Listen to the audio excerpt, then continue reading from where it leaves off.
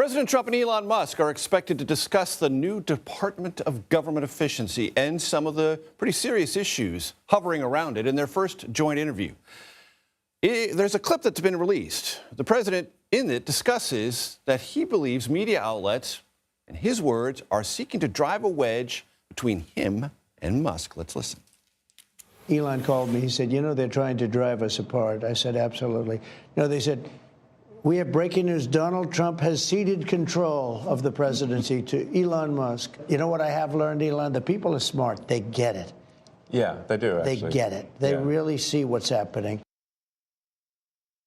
Panel, Makena Kelly and Vittoria Elliott are both with Wired. We have talked about Wired before. Wired is all over this entire story of Elon Musk, DOGE, and what those who are associated with Elon Musk's work are doing. It's great to have you both here. Makena, let me start with you. What is, from your reporting, the most important and sort of newest revelation about what DOGE is doing and some of the issues, controversies surrounding it? Sure. Well, I think the most important thing to know right now is that we don't know a lot. To Nancy's point earlier, there's just not this promised transparency is in name only, it seems. Yes, and they've launched these Twitter accounts, X accounts, I should say. I'm still so bad at saying that. X accounts for every agency, asking people to, they're essentially crowdsourcing tips for fraud, waste, and abuse. And now I don't know what people outside, civilians know about what's going on inside these agencies, but it sounds like transparency to Elon means using X. Right. What is satisfactory to him, Vittoria, but may not be satisfactory to Congress or the unions representing these civil servants, or maybe even some aspects of the public at large. Right, and I think even coming down to what we're defining as waste, fraud, and abuse. Right, that's great. You know, technically, is USAID an agency established by Congress, funded by Congress? You know, that is something that the representatives of the American people and presidents year after year have decided is a priority.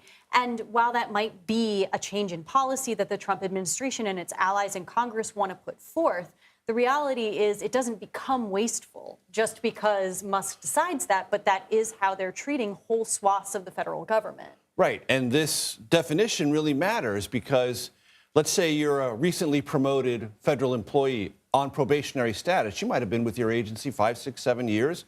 Climb the ladder and have a level of proficiency that's kind of important. But if you're probationary, suddenly you're wasteful and you can be lopped off because you have fewer protections, civil service and otherwise.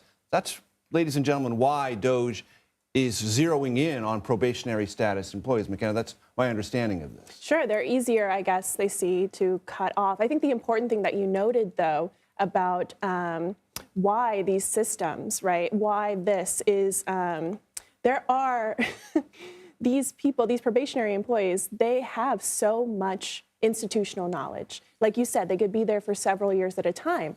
And I think this, a very clear example of how important these people are is what we're seeing with the IRS today and yesterday, and how the IRS systems and Treasury systems are written in archaic coding languages that even if people like Luke Ferrator, these other DOGE kid engineers, or even if they are the wunderkind that Elon makes them out to be. And reasonably look at it and say, well, this is antiquated. Maybe we can do it better. That's a legitimate question. Right. But can't we see how you're doing it maybe or learn a little bit more about your procedures? Exactly. And even these languages that they're hoping, you know, that the way that these systems are set up, they don't teach these languages in school very much anymore, especially COBOL and other languages like that. And Vittoria, the other question, it seems, hanging over all this is if you, and I know this is a lionized Silicon Valley term, phrase, run fast, break things.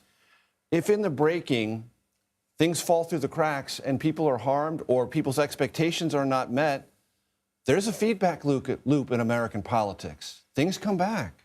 They don't go away.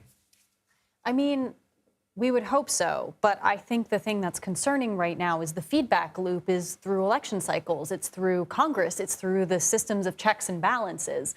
And the reality right now is that Congress, really more than any entity, has the right to be pushing back and asking questions, has the right to be, you know, trying to maintain its own power by saying you don't get to just defund agencies or decide they don't exist when we've established them. And they don't seem particularly eager to do that on the right Republican now. side, that's for sure. And so I think that's a particularly concerning thing.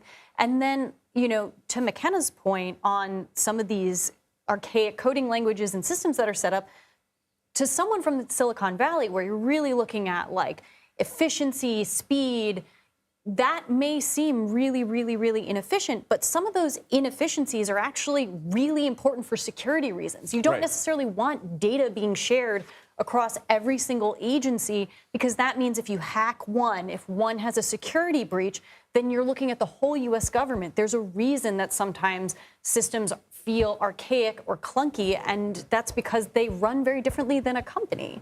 And Makena, how much of this flows through Elon Musk's not only intellectual fascination with, but actual profit orientation towards artificial intelligence? Yeah, that's another thing. It's incredibly opaque what they're trying to do with artificial intelligence. We don't even know. We don't even know, right? But what we do know is that in agencies like the General Services Administration, which acts somewhat like the U.S. government's landlord, and then also has owns tons of property all over the country. Exactly, acts as landlord, but then also has a little tech group too. And the way that the director of that group, the Transformational Technology Services, normally kind of like a little silly group that nobody pays attention to, what he said is that the GSA and TTS, they want to turn these agencies into AI-first agencies. They want to be able to automate tasks. They want to be able to centralize all data across government into one place. And we don't really know how they plan to do that yet, but that seems to be the stated goal. And who's the AI contractor? I wonder. Geez, could it be someone that Elon might know? Well, Vittoria? I'm saying that slightly in jest. Well, I mean, I think it's one of the questions that hovers over this. Yeah, I think that's a really valid point. And, there are already people in Elon's orbit who have close ties via contracts with the federal government. For instance, Palantir, which is chaired by Peter Thiel, his close ally, longtime Trump supporter, has billions of dollars of contracts with a bunch of government agencies. Elon himself has contracts with government agencies. So I don't think it would be unreasonable to ask, what sort of privatized entity might be looking to scoop that up. Speaking of scooping things up, these two and Wired scoop a lot of things up in this space. Pay attention to them. Makena Kelly, Vittoria Elliott, thank you very much. Yeah, thank you. Great to have you here.